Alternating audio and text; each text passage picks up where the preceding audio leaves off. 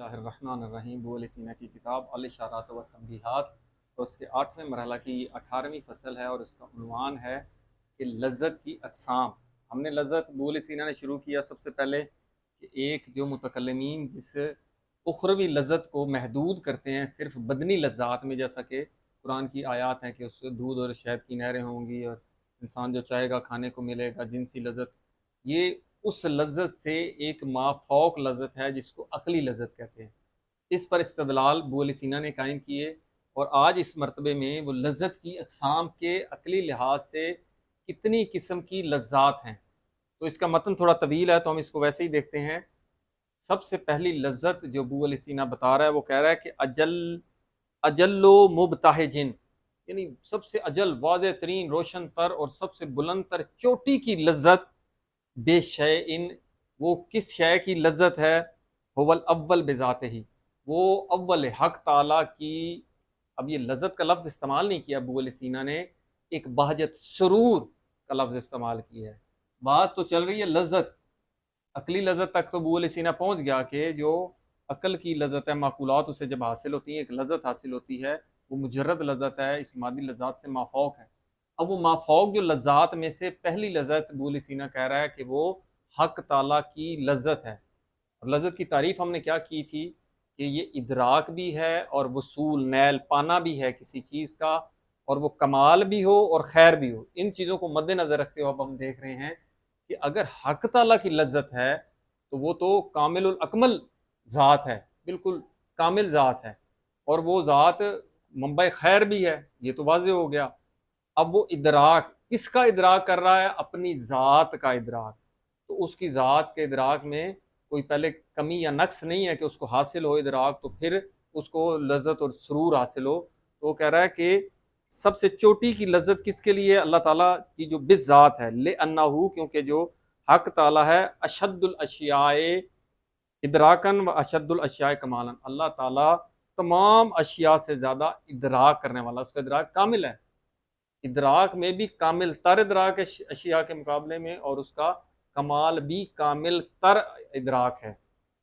तो वो कह रहा है कि अल्लाह जी, ये जो हक ताला है, हुआ बरी उन अन तबीयत इम्कान वल अदम, क्योंकि ये जो हक ताला है, हक ताला को क्या कहते हैं? वाजिबुल वजूद।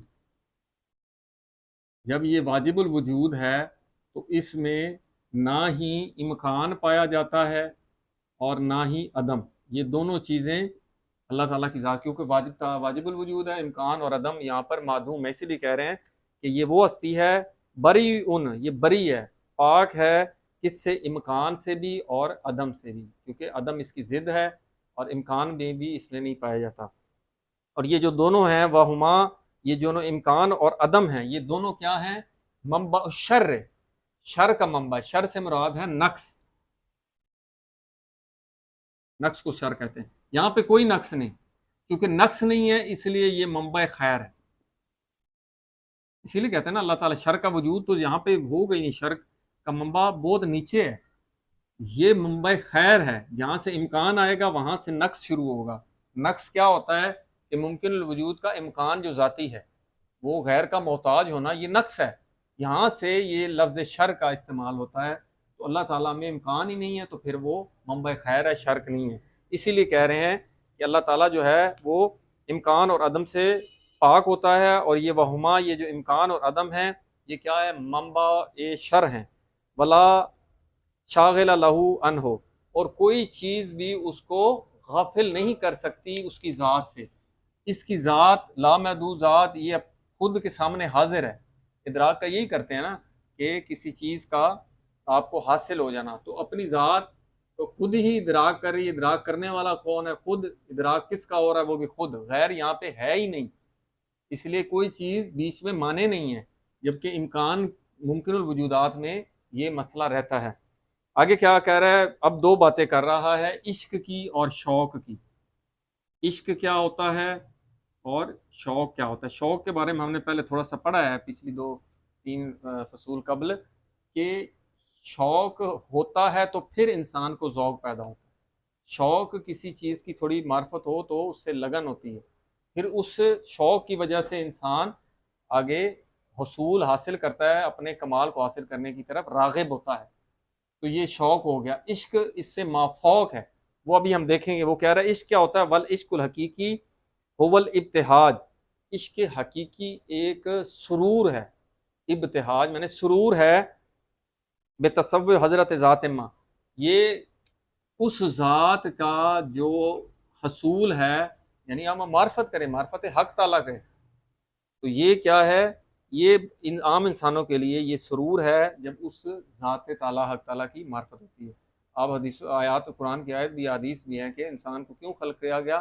وما خلقت الجن والانس الا لیعبدون. لیعبدون سے مراد لیعرفونی حدیثوں میں آیا ہے، یعنی اللہ تعالیٰ کی معرفت. اسی لیے کہا کہ لیس العبادت و کثرت الصلاۃ والصوم، یہ جو کثرت سے نماز اور روزے رکھنا اور نمازیں پڑھنا یہ عبادت نہیں، بل انما العبادت التفکر فی امر اللہ عز وجل، بلکہ اللہ تعالیٰ میں غور و فکر کرنا یہ سب سے بڑی عبادت ہے. تو یہاں پر یہ سب سے عشق حقیقی، اور یہ حقیقی عشق عقل سے حاصل ہوتا ہے. اس کے مقابلے میں کیا ہوتا ہے؟ عشق مجازی، دنیاوی کسی چیز سے عشق ہو جانا، اور وہ مجازی وہم ہے، کسی سے محبت نفرت، یہ ہم نے علم اخلاق میں پڑھا ہے. تو یہاں یہ کہہ رہا ہے کہ عشق حقیقی حضرت حق تعالیٰ کی معرفت ہونا، حاصل ہونا، یا اس سے جو سرور حاصل ہوتا ہے. اور شوق کیا ہے؟ والشوق هو الحرکت الی تتمیم حاصل ابتہاج، یہ شوق جو ہے یہ کیا ہے؟ حرکت ہے اس طرف، اس عشق حقیقی کو تام عشق حقیقی حاصل کرنے میں. اگر عشق حقیقی تمام یعنی تام مکمل عشق حقیقی کامل حاصل کرنے کی طرف جو حرکت ہوتی ہے، یہ شوق حرکت دلانے والی چیز ہے. اپنے منزل کی طرف جو چیز حرکت دے وہ علت شوق ہے. ظاہر ہے شوق ہوگا، آپ نے دیکھو گے سالہ میں جس کو شوق ہوتا ہے تو وہ اسی طرف راغب، ہر کسی کا اپنا شوق ہے، تو وہ جو شوق ہوتا ہے تو اسی طرف راغب ہوتا ہے، چاہے کھیل ہے، چاہے پڑھائی ہے، چاہے دنیاوی لذات کا حصول ہے. پہلے شوق جو ہوتا ہے وہ بھڑکاتا ہے تاکہ وہ اس چیز کو اپنے حاصل کرے، تو وہ کمال کی طرف حرکت دلاتی ہے. یہ شوق حرکت دلاتا ہے، اس سرور جو تام قسم کا سرور حاصل ہو. اور پھر وہ کہتا ہے یہ جو سرور حاصل ہونا ہے، یہ دو طرح کا سرور حاصل ہوتا ہے. کون کون سا؟ اذا کانت الصورت متمثلۃ من وجہ، ایک جیز سے یہ متمثل ہوتی ہے، کما تمثل، اور مثال دے رہا ہے کہ یہ جو انسان کے پاس علم حاصل ہوتا ہے، یہ کیا پڑھا؟ تعریف حصول ہو صورت الشیء عند العقل، عقل کے پاس کسی صورت کا حاصل ہونا، متمثل ہونا. تو وہ کہہ رہا ہے یہ عقول میں ایک قسم کا تمثل ہوتا ہے، اس سے مشابہت ہوتی ہے. کما تمثل فی الخیال، جیسا کہ خیال میں صورتیں متمثل ہوتی ہیں. خارجی صورت خیال میں انسان کو ایک دفعہ دیکھ لی، پھر 6 مہینے بعد بھی انسان ایسے سوچتا ہے تو خیال میں وہ صورت بن جاتی، متمثل ہو جاتی. یہ ہوتا ہے کہ کبھی کبھی یہ صورت متمثل ہوتی ہے، اور کبھی کبھی کیا ہوتا ہے؟ غیر و متمثلۃ من وجنی، کبھی کبھی یہ متمثل نہیں بھی ہوتی. اچھا وہ پھر کیسے صورت حاصل ہوتی ہے؟ وہ کہہ رہا ہے کما یتفقو، جیسا کہ اتفاق ہے، ان لا تکونو متمثلۃ، اس کا فاعل ہوگا صورت، کہ صورت متمثل نہیں ہوتی فی الحس، اس میں، حتیٰ یہاں تک کہ یکونو، یہ ہو جاتی ہے تمام التمثل الحسی لامر الحسی. تو یہ جس طرح تجربہ ہوتا ہے، تجربہ میں خارج میں ایک حسی شے ہائیڈروجن کو آکسیجن سے ملائیں گے، یہ حسی ملنا ہے اور اس سے پانی بنتا ہے. خارج میں چیز سے مس ہوتی ہے تو یہ حصی، اس سے تمثل ایک حاصل ہوتا ہے. لیکن وہ کامل، وہ جب تک حصے نے ہوگی تو وہ تمثل نہیں ہوگا. یہ تو ہو گیا عشق حقیقی کیا ہوتا ہے، شوق جو حرکت دلاتا ہے اسے عشق حقیقی کی طرف. اور عشق حقیقی کیا ہوتا ہے؟ معرفت حق تعالی.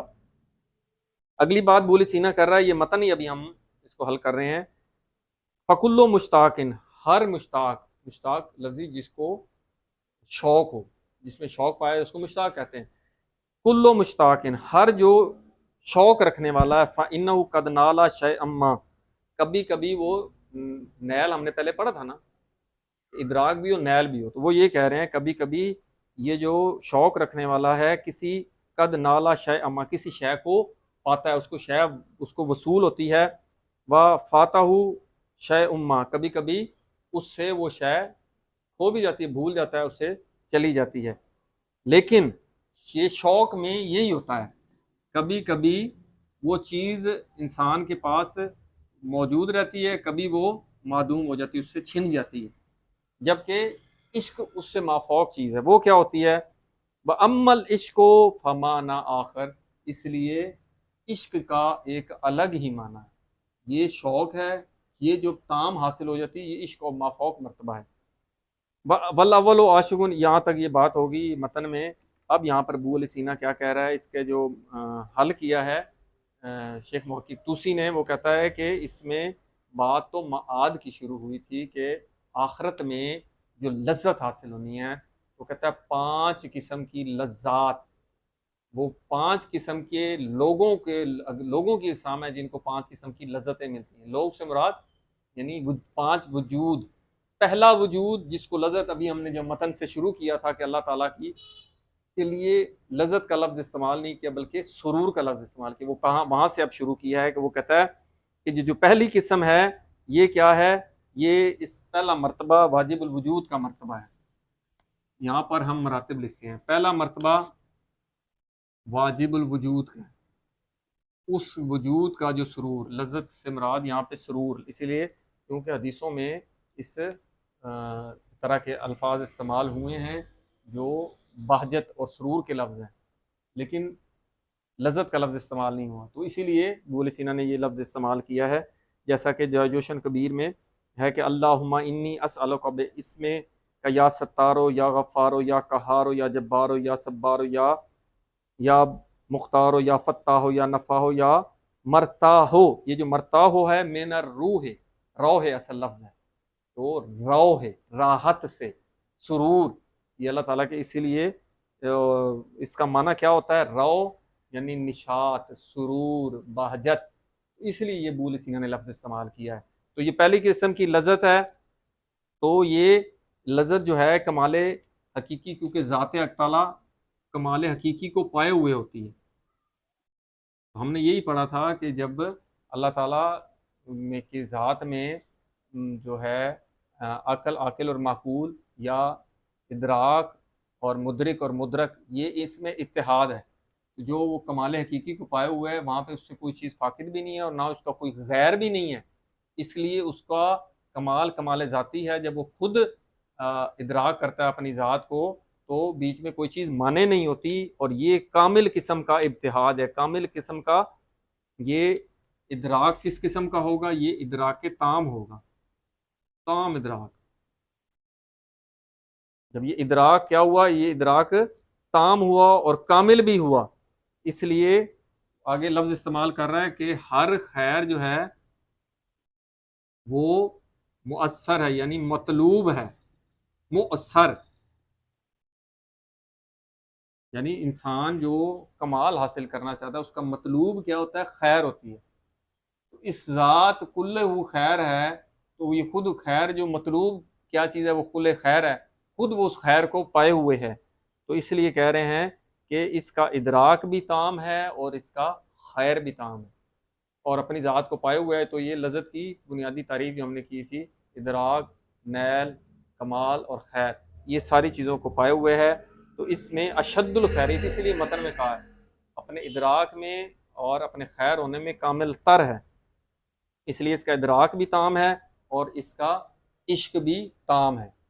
یہاں تک ہو گیا، یہ اس نے کہا کہ یہ عشق حقیقی جو ہے، یہ اس کی ذات اس کے سامنے حاضر ہوتی ہے، خود ہی عاشق ہے، خود ہی معشوق ہے، اس لیے احادیث میں آیا کہ میں نے چاہا، انی احببت، میں نے چاہا کہ میں پہچانا جاؤں، جو حدیثوں میں آیا، وہ احباب تو میں نے محبت ہے، حب ذاتی، تو وہ حب ذاتی کیوں ہے؟ خود کل خیر ہے، اور کل خیر ہر ذات اپنے سے محبت رکھتی ہے، خود ہی عاشق ہے، خود ہی معشوق ہے۔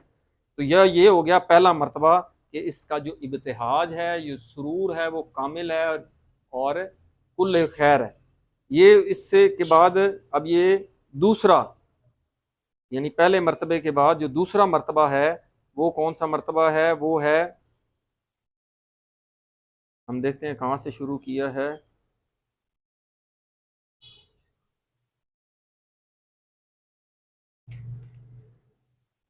ہاں، یہاں پر ایک فخر الدین رازی نے اشکال کیا ہے، وہ کہہ رہا ہے کہ ویسے تو عام سا اشکال ہے کہ یہ جو لفظ استعمال کیا ہے ابو علی سینا نے، اس پر اعتراض کر رہا ہے فخر الدین رازی کہ آپ کہتے ہیں کہ ادراک اور حب، آپ نے یہ لفظ استعمال کیا ہے کہ ادراک کیا ہوتا ہے؟ ادراک حب، محبت، یعنی جو ہے ادراک کیا ہے؟ یہ ہے حب، محبت، اور حب وہی یعنی کسی چیز کا ادراک کرنا ہے۔ اس نے کہا یہ تو تحصیل حاصل ہے کہ ادراک کی تعریف آپ حب سے کر رہے ہیں، حب کی تعریف آپ ادراک سے کر رہے ہیں۔ حب کیا ہوتا ہے؟ وہ ادراک ہوتا ہے، ادراک کیا ہوتا ہے؟ وہ حب ہوتا ہے۔ تو یہ دور لازم آتا ہے، ایک چیز دوسرے پر موقوف، الف بے پر، بے الف پر موقوف ہو۔ تو یہ پہلے ہم اس کا بیان کر چکے ہیں دور کیا ہوتا ہے۔ تو اس کے جواب میں انہوں نے کہا کہ ادراک جو ہوتا ہے، ایک لفظ ادراک اگر خالی اس کو لیں، ادراک تو بہت ساری چیزوں کا ہم کرتے ہیں، ہر ادراک حب نہیں ہوتا۔ کمال کا ادراک جو ہوتا ہے اس سے انسان کو محبت ہوتی ہے، وہ حب ہے۔ ہر ادراک حب نہیں ہے۔ یہاں پر جب ادراک کی بات کر رہا ہے تو وہ کہتا ہے کہ جو خیر جس کی طرف جانا ہے اس کا ادراک وہ حب ہوتا ہے۔ وہ پھر محبت کی اگلی سٹیج عشق ہوتی ہے۔ جب جو زیادہ ادراک ہوتا جاتا ہے، محبت بڑھتی جاتی ہے، اور یہ محبت پھر عشق میں بدل جاتی ہے۔ یہ کوئی اتنا مسئلہ نہیں۔ وہ اب دوسری کہہ رہا ہے کہ اس سے جو اگلا مرتبہ ہے یہ ہو گیا واجب الوجود کا مرتبہ۔ دوسرا جو مرتبہ ہے یہ کس کا مرتبہ ہے؟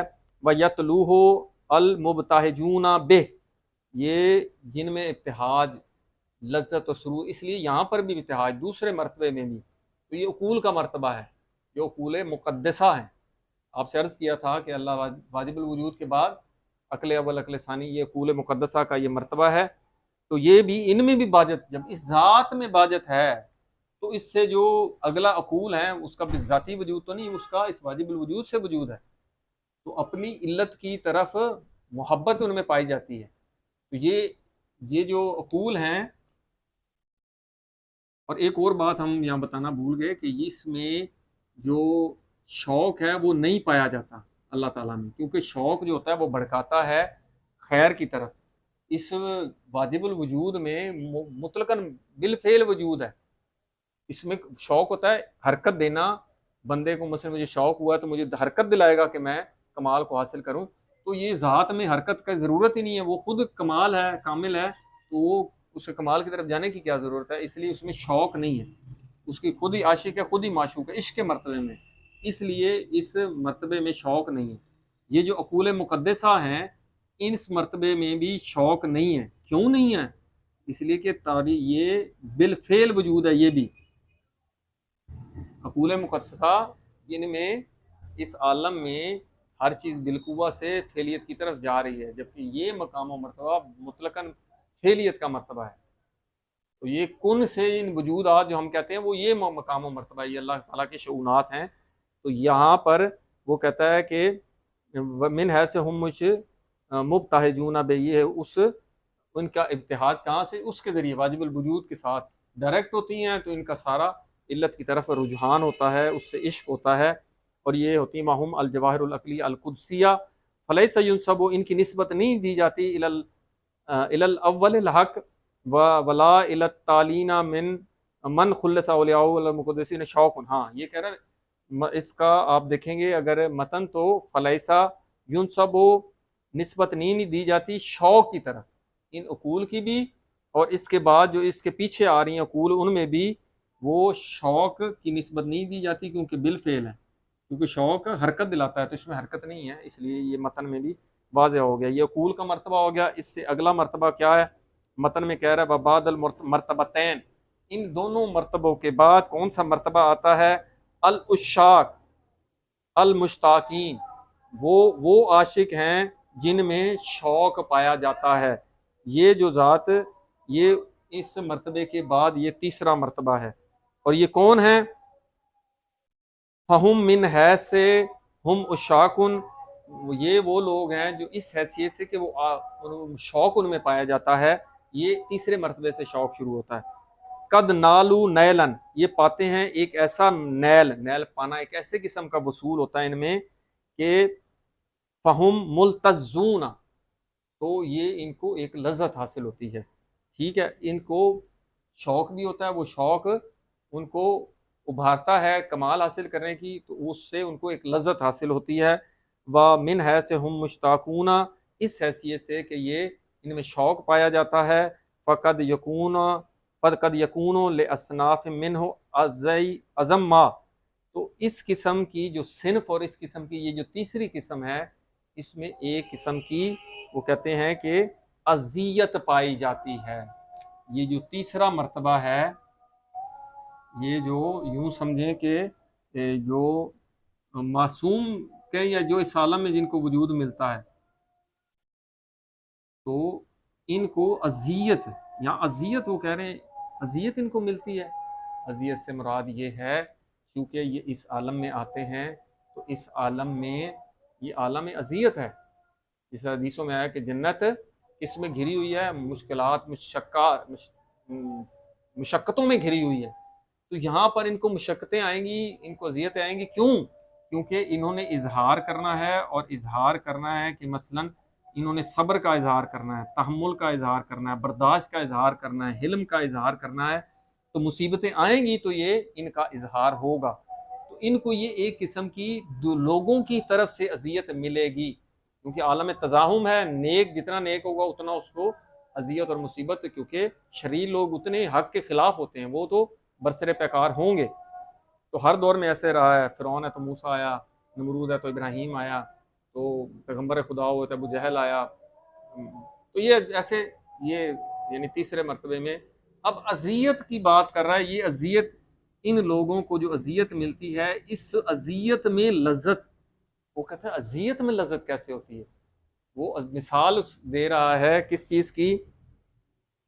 فلما کان الاذى من قبل ہی کانا عزیا لذیذا، یہ اذیت لذیذ ہوتی ہے، وقت تحاکی وہ حکایت کی ہے، مثل حاض العزی من الامور الحسیہ، وہ کہتے ہیں اس کی امور حسی سے ایک مثال دی ہے کہ تکلیف بھی ہوتی ہے اور اس میں لذت بھی ہوتی ہے۔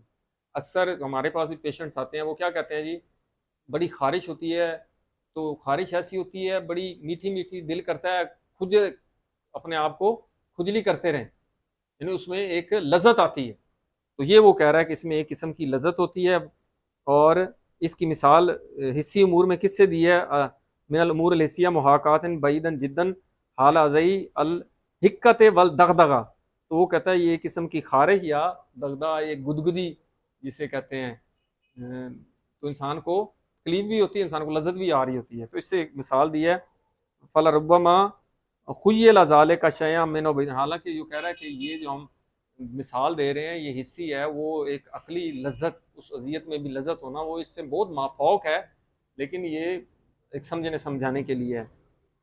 ومثلو حاضر شوق مبدا و حرکت، وہ کہتا ہے یہ جو شوق اس مرتبے میں ہے یہ کیا کرتا ہے؟ مبدا، یہ حرکت کا مبدا ہے، حرکت کی ابتدا دلاتا ہے، حرکت کرواتا ہے۔ فَإِنْ كَانَتْ تِلْكَ الْحَرْكَةُ مُخَلِّصَةً، تو اور یہ جو حرکت ہے یہ پہنچاتی ہے الی النیل، اس حرکت کا کام ہوتا ہے وصول، اس تک پہنچنا جو آپ کا مقصد اور آپ کی منزل ہے، تو تاکہ بطلت طلب ہو، یہ طلب ختم ہو جائے، بحقت البہجت، اور جو سرور ہے وہ فیلی ہو جائے، تحقق پا جائے۔ تحقق خارج میں ہوتا ہے کہ ایک چیز دوسرے چیز سے مل جائے۔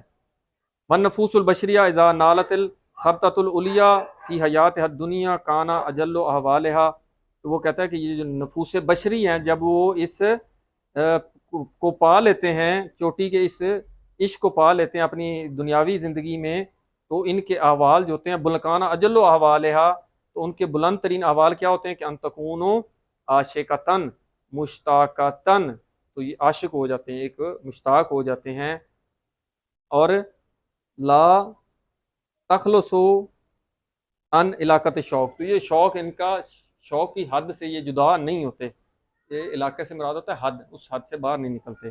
اللہم الا فی الحیات الاخریہ، اس عالم میں ان کو شوق رہتا ہے، جتنا بھی اس عالم میں جب تک رہیں گے یہ کمال حاصل کرتے رہیں گے کرتے رہیں گے۔